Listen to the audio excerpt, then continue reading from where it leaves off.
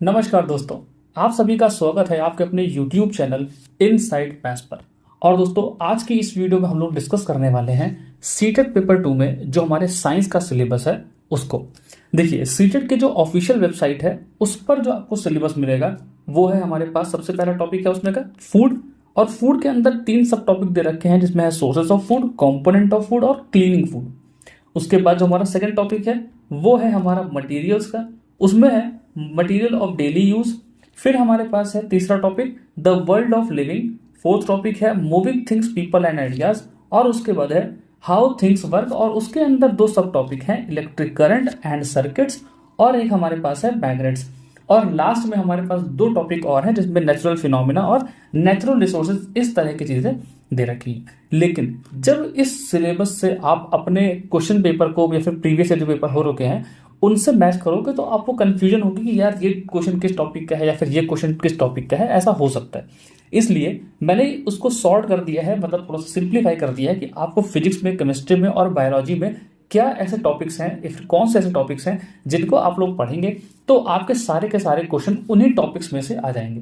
क्योंकि आपने भी शायद नोटिस किया हो कि अगर आपने पहले पेपर दिया है तो नोटिस किया होगा कि जो सीटेट का जो क्वेश्चंस आते हैं वो हर साल लगभग सेम टॉपिक से ही आते हैं और सेम तरह के ही क्वेश्चंस आते हैं।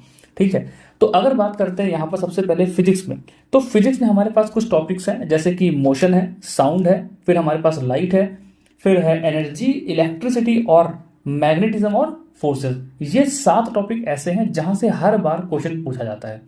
फिर अगर बात करते हैं केमिस्ट्री में, तो केमिस्ट्री में हमारे पास मैटर है, मेटल एंड नॉन मेटल है, फिर हमारे पास है एसिड बेस एंड सॉल्ट, और उसके बाद है स्ट्रक्चर ऑफ एटम। ये 4 टॉपिक ऐसे हैं जहां से केमिस्ट्री में हर बार क्वेश्चन पूछे जाते हैं।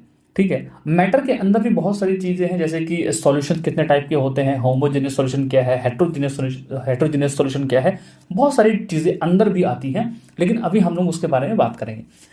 और उसके बाद हमारे पास बायोलॉजी है जिसमें हमारे पास है सबसे इंपॉर्टेंट टॉपिक रिप्रोडक्शन और लाइफ प्रोसेस। ये दोनों टॉपिक ऐसे हैं जिनको आप पढ़ेंगे तो कम से कम आपको 3 से 4 क्वेश्चन तो मुझे लगता है कि इन्हीं से मिल जाएंगे, इन्हीं दोनों टॉपिक से। उसके बाद हमारे पास सेल है, फिर बॉडी मूवमेंट्स है, और है हमारे पास नेचुरल रिसोर्सेज। ये सारे टॉपिक जो मैंने बताए हैं फिजिक्स, केमिस्ट्री, बायो के, अगर आप इनको ठीक तरीके से पढ़ लेते हैं तो मैं गारंटी दे सकता हूं कि आपके जो भी हमारा कंटेंट वाला पोर्शन है 20 नंबर का, ठीक है, हालांकि जो साइंस है वो 30 नंबर का आता है उसमें, लेकिन 10 नंबर के जो हमारे पेडागोजी वाले जो टॉपिक्स होते हैं उनसे क्वेश्चंस आते हैं। और हमारा जो मेन कंटेंट होता है, ठीक है, जिसमें हमसे साइंस के क्वेश्चन पूछे जाते हैं वो होते हैं 20। अगर आपने ये टॉपिक्स तैयार कर लिए तो इन 20 में से 20 आपके मैं गारंटी दे सकता हूं।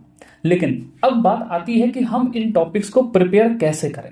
ठीक है, हमारे पास प्रिपरेशन कैसे करें, हमारी स्ट्रैटेजी क्या रहने वाली है। देखिए, अगर आप प्रिपरेशन करना चाहते हैं तो आपके पास 2 तरीके हैं, या फिर आप किसी का कोर्स ले लें या फिर आप क्या करें, सेल्फ स्टडी करें। मैं पर्सनली आपसे बोलूंगा कि किसी का भी कोर्स लेने का कोई फायदा नहीं है, टोटल वेस्ट है किसी का। अगर आप कोर्स लेते हैं तो आपको जो भी करना है, अपने एग्जाम को क्लियर करना है, तो आप इस सेल्फ स्टडी पर ज़्यादा फोकस करिए, खुद से पढ़िए। इतना ये जो सीटेट का एग्जाम है ये इतना भी डिफिकल्ट एग्जाम नहीं है कि इसको आप सेल्फ स्टडी से क्लियर नहीं कर सकते। बहुत से ऐसे मेरे जानने में है जिनका सेल्फ स्टडी से ही अपना पेपर क्लियर हो गया है, कोर्स लेने का कोई मतलब नहीं है। ठीक है, अब बात करते हैं कि हमें पढ़ना क्या है। देखिए, अगर आप सेल्फ स्टडी करते हैं तो आप कुछ बातों का ध्यान रखना है कि सबसे पहले हमें क्या करना है, अपनी एनसीईआरटी को कवर करना है।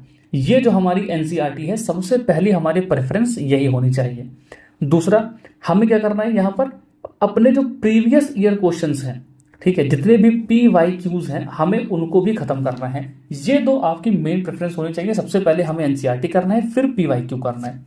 लेकिन बात यहाँ पर खत्म नहीं होती है, क्योंकि जो हमारी एनसीईआरटी होती है उसको पढ़ना बहुत आसान नहीं है।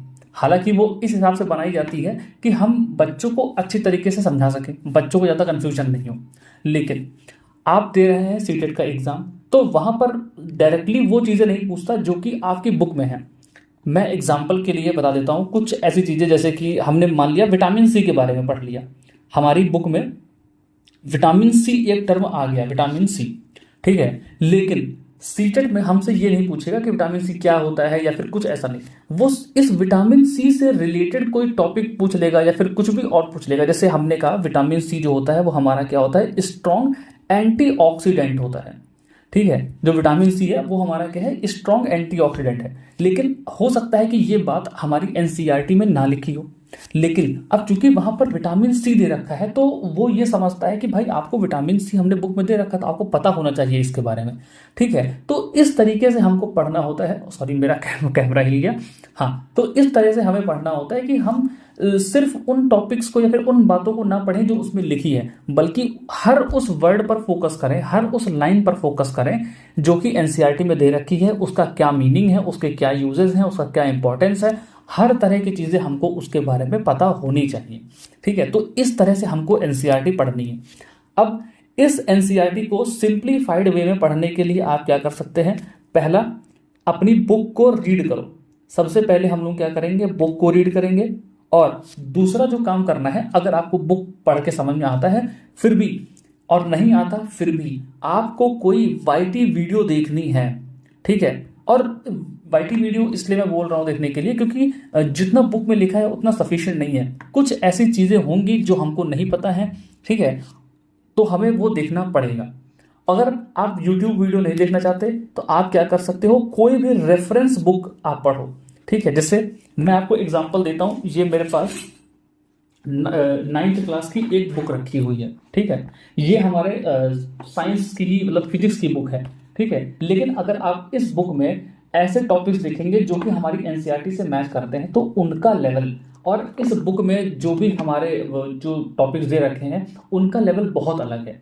ठीक है, कई सारे ऐसे क्वेश्चंस हैं जो इस बुक से कहने का मतलब है कि टॉपिक हमारे एनसीईआरटी वाले रहते हैं, लेकिन जो लाइन इसमें लिखी हुई है बिल्कुल सेम टू सेम लाइन हमको वहां पर देखने को मिल जाती है। ठीक है, तो मैं आपसे रिकमेंड करूंगा कि अगर आप यूट्यूब वीडियो देखते हैं तो अच्छी बात है, वरना आप एक रेफरेंस को भी फॉलो करिए।